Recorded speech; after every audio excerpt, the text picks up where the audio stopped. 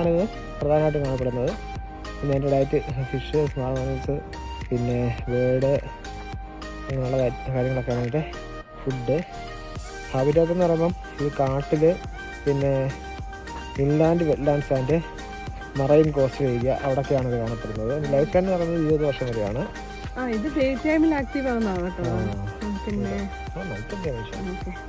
അതായത് പ്രസാദേ, ഇത് ഡേ ടൈമിൽ ആക്റ്റീവ് ആവുന്നതാണ്.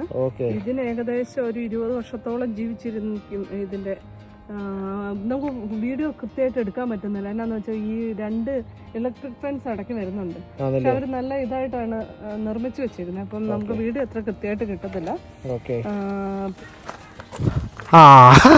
ഇത് മൂങ്ങ, വെള്ളിമൂങ്ങ. ഇതുണ്ടല്ലോ, ഇത് അത് അപ്പനും മോളുമാണ്. ആണോ? ഒരെണ്ണം എനിക്കൊന്ന് കുഞ്ഞിതാണ് മോള്. മറ്റേത് ഈ സൈഡിൽ കല്ലിന്റെ മറവിൽ ഇരിപ്പുണ്ട് അപ്പൻ. നിന്നെ വാച്ച് ചെയ്യും കേട്ടോ. അതില് കോഴിക്കുഞ്ഞിനെ എന്തോന്ന് കഴിക്കുന്ന കേട്ടോ. ഇതുണ്ട്, കോഴിക്കുഞ്ഞിനെ കഴിക്കും കേട്ടോ. Orkney smaller male of pure white. Approximate hatch year in 2002. പപ്പ എന്ത് ഇവിടെ ഉണ്ട്? ഇവിടാണ് പപ്പ. എടാ എന്തോ പ്രസാദേ, ഇരിക്കുന്നതാണ് അപ്പൻ. അപ്പമൂങ്ങ. അപ്പമൂങ്ങയുടെ പേര് തന്നെ ഓക്നീന്ന. അതല്ലേ? പിന്നെ മറ്റേത് ചില്ലി. ഡോട്ടർ ആൻഡ് ഡാഡ അല്ലയോ? ഇവിടെ എഴുതി വെച്ചിട്ടുണ്ട് കേട്ടോ. ഇത് നീർനായ പോലെ എന്തോ ഏഷ്യൻ ഷോർട്ട് ക്ലൗഡ് ഓട്ടർ എന്നാണ് അറിയപ്പെടുന്നത്. ഇത് during the day time active ആയിരിക്കുന്നതാണ്.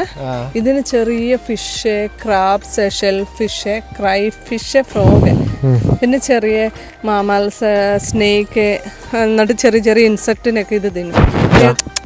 കേൾക്കുന്നുണ്ടോ?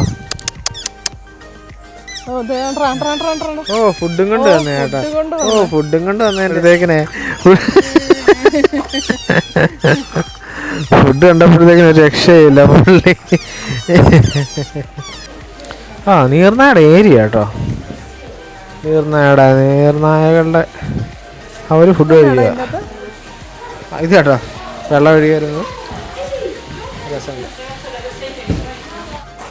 അപ്പോഴാണെങ്കിൽ നമ്മൾ ഏകദേശം എല്ലാ കാര്യങ്ങളും കണ്ട് എല്ലാം കഴിഞ്ഞു.